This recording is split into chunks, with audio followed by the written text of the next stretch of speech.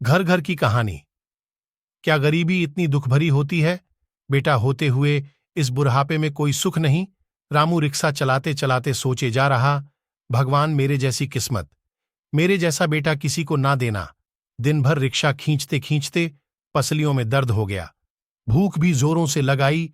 रामू थक कर चूर हो गया, रिक्शा घर की तरफ मोड़ लिया। धीरे धीरे पैडल मार, आखिर अपने घर तक पहुंच ही गया। पति को आता देख शोभा जल्दी से अपनी झोपड़ी से निकल आई, बाल्टी में पानी और लोटा लेकर हाथ पांव धुलवा दिए, अपना आंचल पकड़ा दिया चेहरा पोंछने के लिए। फटे आंचल से चेहरा पोंछ रामू आतुरता से बोला, क्या पकाया सुगनू की मां? मसूर की दाल और रोटी, रोटी का डब्बा।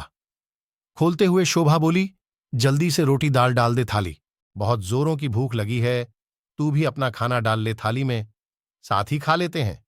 सादा सा खाना। दोनों ने बड़े प्यार से खाया। ऐसा नहीं कि रामू बेऔलाद है, पर ब्याह के बाद उसका बेटा सुगनू दिल्ली चला गया, कुछ काम करूंगा कहकर। सालों हो गए पर लौटकर नहीं आया। शादी भी वही कर ली, किसी से सुना था उसको बेटा भी हो गया, पर लौटकर नहीं आया अपने बूढ़े माँ बाप के पास। उसको माँ बाप की याद ही नहीं आई। रामू बूढ़े होते जा रहा था। साइकिल रिक्शा चलाकर अपना और पत्नी का पेट भरता आया था अब तक, पर अब कमजोर देह मेहनत नहीं कर पा रही थी, थकने लगा था बहुत।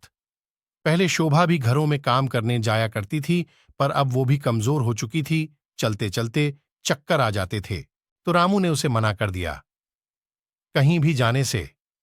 कड़ाके की ठंड पड़ रही थी, बूढ़ी हड्डियों ठंड से अकड़ सी गईं, घर में खाने को कुछ न बचा।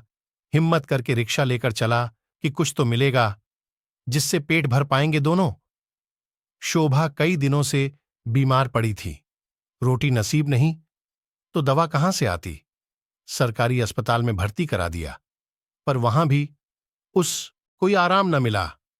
सुबह रामू सवारी की तलाश में रिक्शा लेकर निकला।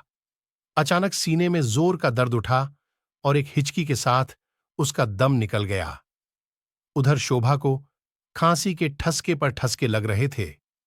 अचानक उसे खून की उल्टी हुई और उसके भी प्राण निकल गए। खुशकिस्मत थे दोनों, साथ साथ परलोक सिधारे। अब न भूख की चिंता न दवा की, सारी चिंताओं से मुक्ति पा गए दोनों। लोग रामू को रुक रुक कर देखते और आगे बढ़ जाते।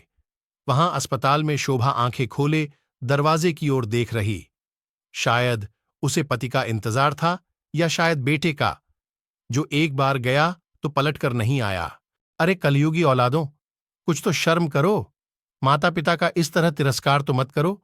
इनकी दुआओं में बहुत ताकत है, इनका सम्मान करो, उनको इस तरह बेआसरा ना करो। माँ बाप को ऐसे मझधार में ना छोड़ दो।